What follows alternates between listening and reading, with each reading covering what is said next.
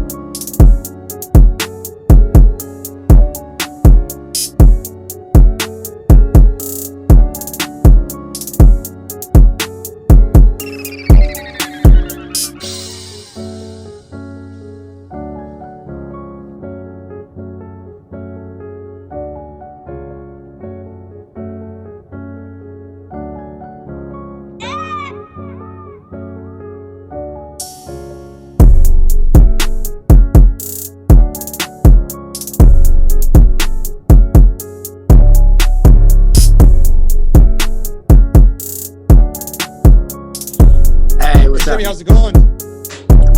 Going good. I'm Ryan, by the way. Thank you very much, Big Mike. All right, I only see one of y'all. Oh, I don't know how to fix that. If you swipe your screen to the left, you'll probably see us both. There we go. Yeah.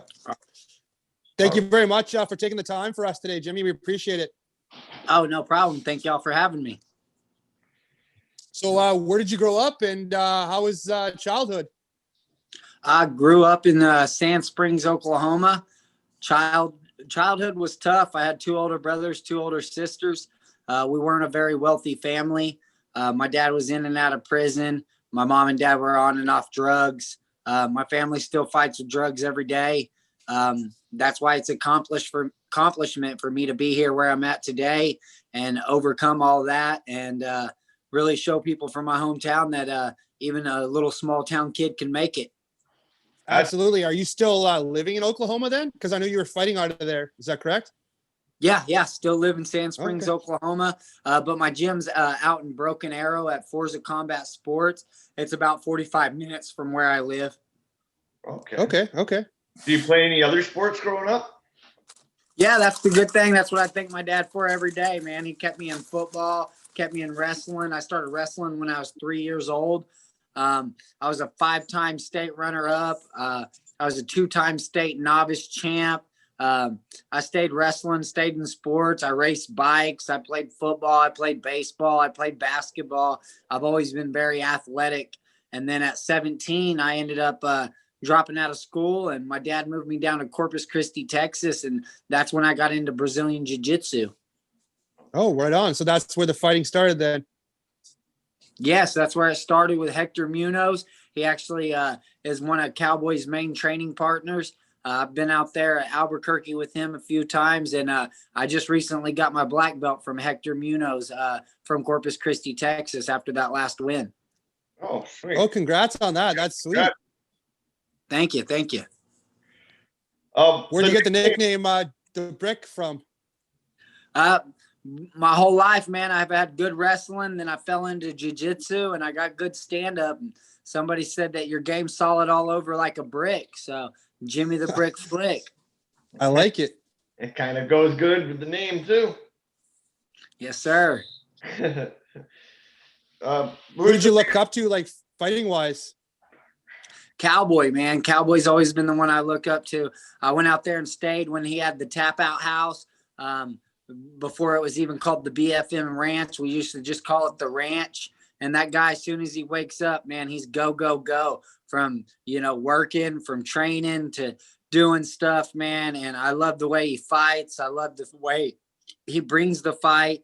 And he's just a fighter through and through, man. And I love that guy. I watch his videos about the ranch now all the time. And it's just a fighter I've always looked up to. Yeah, he's a great fighter. Who gave you the extra push to become a pro fighter and get yourself into the UFC? My family, for sure. Me and my wife, we've been together for almost 10 years. We've been married almost 9. We got an 8-year-old. We got a 3-year-old, and she never gave up on me. She told me to keep pushing. And then, of course, my dad keeping me in sports and pushing me all along. He was in my corner for every single fight for a long time until they went back to drugs. And our relationship's finally getting better, and they're beating that drug lifestyle now, and they're getting better. And I hope the farther I get along, the farther they get along, and we get back to where we were at the beginning. Yeah, it would be nice to have him back in your corner. That's for sure. Yes, sir. What's your favorite strike and submission? Man, I like to punch people, man, through and through. I like to throw that lead head kick. I got a tattoo of the brick with my name on it, the Flick. Nice. Right there. It's basically my only tattoo, and I got it right there on my shin to kick people in the face with. So, and then my favorite submission that most people know it as the Von Flu choke. I like to call it the Von Flick choke. I got 4 wins by the Von Flick, and hopefully we'll see it in the UFC from me one day. That'd be sweet. What team are you training with in preparation for your next fight? Actually, I train with multiple people, mainly Forza Combat Sports. Coach Leo Perucci over at Forza Combat Sports. He'll be the one in my corner. And my best friend and training partner, Mike Jackson, will be in my corner. But I cross-train jiu-jitsu with Primate BJJ and Thunder Kick Tulsa with Thomas Longacre. I jump around over there. And I also do CrossFit 3 times a week, Monday, Wednesday, and Friday at Sand Springs CrossFit. Wow, you're a busy man. Holy shit. Look at the training you do. Yeah, and I work a full-time job as well, man. So the last couple of weeks, my job's let me off, though, to focus on my fight. I really praise them for that. They sponsor me. They support me. And without them, it'd be hard to do this, especially I wake up at 4 or 5 o'clock in the morning, go train, go to work, train, come home late at night. Sometimes when I get home, my kids, my wife, they're already in bed. So I put in long hours, long days to make all this worth it. Absolutely. And you got there now, so let's hope you stay there. Who's your opponent? Who's your toughest opponent thus far in your career? I got 2 of them, man. I fought Jamison Saudito. He was a tough guy. First round, I dominated. It was my first time back at 125 in a while. And then the second round, I threw a head kick and I slipped. And you can actually see it on UFC Fight Pass, or they even got the little video going out right now of the second round. And he got on top of me and he started dropping bombs and elbows and bombs. And I never gave up, kept moving, kept telling the ref I was good. And I ended up switching position, got on top of him and finished that Von Flu choke. And then Johnny Bedford, that was one of the fights where I really had to dig deep, and that was at 135. I'm not a big 135er, so I had to put the pace on Johnny Bedford. I ended up breaking him, and later in the third round, locked him up in a ninja choke and put him to sleep. Yeah, I remember that one. I remember seeing the highlights of that one. That was sweet. Take me back to your or go ahead, Ron. Okay. What does it mean for you to be a fighter? Man, it means the world to me, man. It's a dream come true. I've always wanted to accomplish something in life, and I didn't know for sure what it was going to be. I thought it might have been football. I thought it might have been wrestling growing up. But at 17 years old, when I found jiu-jitsu. I found fighting, and I knew that's something I wanted to accomplish. I used to watch The Ultimate Fighter. I remember the day Stephen Bonner and Forrest Griffin started throwing down, man. And I wanted to be on The Ultimate Fighter. And on The Ultimate Fighter season 18, I was an alternate. I was 6-1 at that time. And I almost made it on The Ultimate Fighter. And I never gave up on my dream. And that was in 2012. Now we're fast forward to 2020, and I'm making my UFC debut. Yeah, absolutely you are. Take me back to your last big win against Nate Smith when you triangle choked him. Oh, man, that was a great fight. I was worried about his cardio. I thought he was going to be able to push me on the cardio.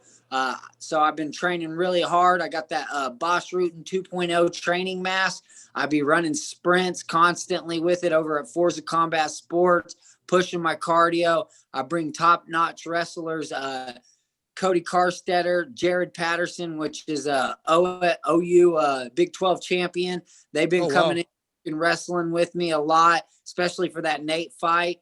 And my cardio was top-notch for that fight, and really let me know that all the hard training's paying off. And I was surprised to be able to go to the third round, feel as good as I did, and then not only go to the third round, but I finished in the third round. So I'm ready to do the same thing this Saturday night. First, second, or third, I'm always looking to finish, and I know I can finish in any round possible. Oh, yeah, we'll be watching this week. Fucking rights. We can't wait to cheer you on. What was it like being on Contender Series and having obviously Dana White being there with you guys at the finals with the winners and letting you know you're on the UFC? What was that feeling like? It's a feeling I've been chasing for a real long time, man, to see Dana White, to watch Dana White watch me fight. Obviously, during the fight, I didn't get to see what Dana's reactions were until after I went back to the room and got to watch it, and to see the way he was grimacing and, making faces and clapping. It really excited me to know that he was interested in my fight. We got that UFC contract. Now I got an opportunity to go out there Saturday night and get that $50K. Yeah. Yeah, you do. And your debut, obviously, this weekend against Cody Durden. Do you know much about him? Yeah, know a lot about Cody, man. I've been following him for a long time. I was supposed to fight one of the only opponents to ever submit him, which is Ryan Hollis. I know he was dominating Ryan Hollis, and he got caught in a submission. So I know he's not an easy guy to submit, but it's possible. And I know he likes to ground and pound. He has good wrestling. He's been over at American Top Team with Koraguchi and some of the other top-level guys over there. He even went up to the UFC Institute and got some work up there, man. The guy gave up his job, and he's looking to get his first UFC win. So he's coming off of a draw. So now he's coming down to flyweight, and I want to push the pace on him, especially at 125, his first time there. And I know I can push the pace. I know what it feels like up here in Las Vegas. I just actually finished getting a great workout in with my coach. We feel good. We feel strong. The weight's on point, and we still got a few days, man. And I get to go over to the Institute this week, get some work in over there, and everything's on point, and I'm excited. Do you know what your ring entrance music is going to be? Say it again. You know what your ring entrance music is going to be this week? Oh, yeah. The whole thing that we've been pushing is in the flick of a switch. And in a flick of a switch, I can change it, man, and I can end the fight. So we're going to come out to AC/DC in the flick of a switch. Oh, nice. Good choice. Good choice. Any pregame or pre-fight meals or rituals? I always go to Olive Garden and get that pasta, some chicken spaghetti with extra chicken.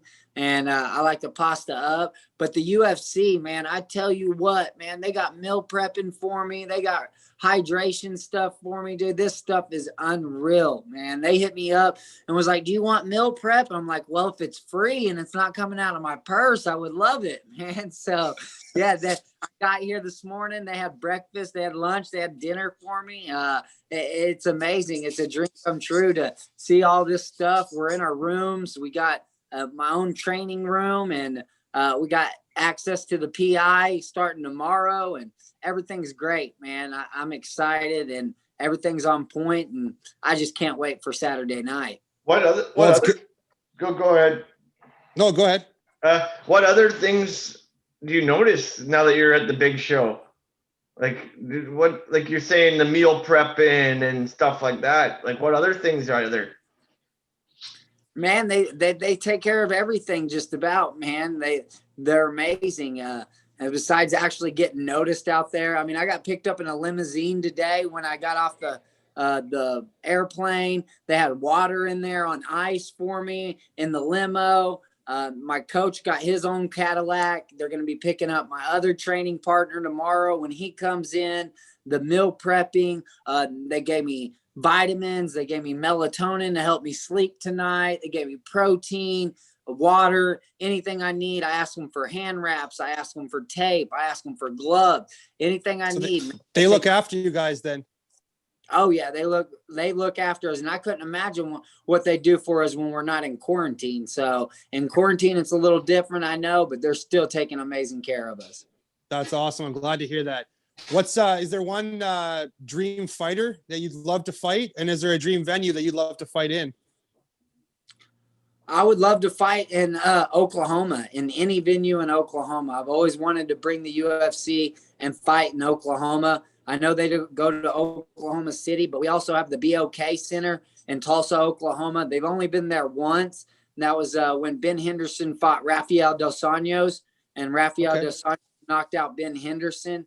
I was chasing my dream then. I never got my shot then, and now I'm still chasing it. So I'm hoping when this COVID's open, if they come back to Oklahoma, I've always wanted to fight in Oklahoma, and I would love to fight Brandon Royval. That's an opponent I wanted to fight. We were supposed to fight for the LFA title. When he fought for it, some stuff happened. I don't know exactly what happened, but I agreed to the fight. I was told that I had the fight, and I never got the fight. And he ended up fighting somebody else on short notice because the Scoggins guy pulled out, and I never got that fight. I got the LFA title fight. I won the LFA title in 38 seconds. Brandon won it in 23 seconds. So he beat me there too. He was already won 2 fights in UFC with 2 bonuses. So I'm that guy, man. He's leading the way for us flyweights, and I'm chasing him. I'm hoping for that fight. You'll get that opportunity. Don't worry, man. Keep it up. You'll get that opportunity. Do you have a favorite quarantine snack? My favorite snack is they're called almond butter granola bars. They're my favorite. I got a whole box over here just waiting for me after weigh-ins, man. So I love almond butter bars. Okay. How do you celebrate after a big win? Pizza and beer, baby. Pizza and beer. I love to get me a big pepperoni pizza and beer. I haven't had beer and pepperoni in pepperoni pizza and beer in 8 weeks, man. So wow. It's been a while. I'm excited to go do work and then order me a DoorDash pizza back here and have some beer with my teammates. Yeah. Awesome. What's one word that describes you? I'm just a respectful guy. No matter who I talk to, I'm very respectful. I'm very humble. And I love being in the sport. I love fans. I love talking with them. And I'm the guy that if I'm out eating dinner and you notice me, I'll get up and take pictures with you. I'll sign autographs. I've always been very respectful and very humble. Perfect. I love to hear that because too many guys, obviously when they make the show, their head gets too big and they don't care about their fans. They don't care about signing autographs. They offlook that kind of stuff. And, as you can see behind us, we're all collectors as well. So it's nice to throw a picture up on the wall and be like, oh, I had this guy on my podcast. Now he's on my wall. Hell yeah. Yeah. Do you have a favorite? What's your favorite piece? Go ahead, Brian. What's your favorite piece of memorabilia? Oh, dude. I got a pair of shorts when I went to Greg Jackson's for the first time. They're signed by John Bones Jones, Clay Guida, Donald Cowboy Cerrone, Leonard Bad Boy Garcia, Joey Smoking Vincenior, Kyle Noak, John Dotson. I got about 10 signatures on these pair of shorts. And then I also have a belt, one of my amateur titles, signed by Matt Serra himself. Oh, wow. That's sweet. That is sweet. those kind of things are priceless, man. Those are things that you hold on to for the rest of your life. Because one day down the road, when you're 60, 70 years old, you're going to pull that out and be like, look what I did back in the day. Exactly. And then on top of it, in 20 years, man, I get to talk about what I did through this pandemic. This is my fourth fight this year. I fought on leap year this year. And right before that, that was the last time we had fans. I fought on leap year. And then I went and fought for the LFA title with no fans in the main event in South Dakota. And then I fought on the Tuesday Night Contender during the pandemic. And then now I'm fighting again in December, making my UFC debut in the pandemic with no fans. So couldn't have predicted this. So I can't wait to talk about it 20 years down the road.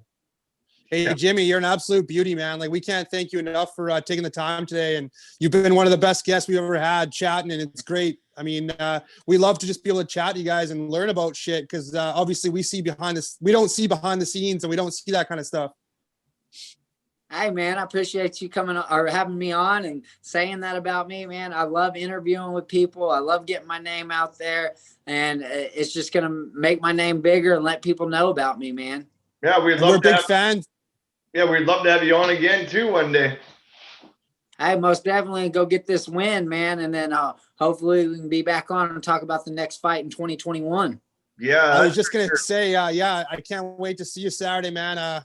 Either I hope you knock him out or you choke him out, one or the other. So let's see you do this, bro. You got this. Hey, I appreciate y'all. And that's what I do, man. I like to finish. It's killed or be killed out there, man.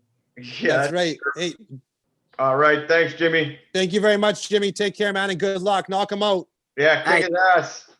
See you, bro. See you, buddy.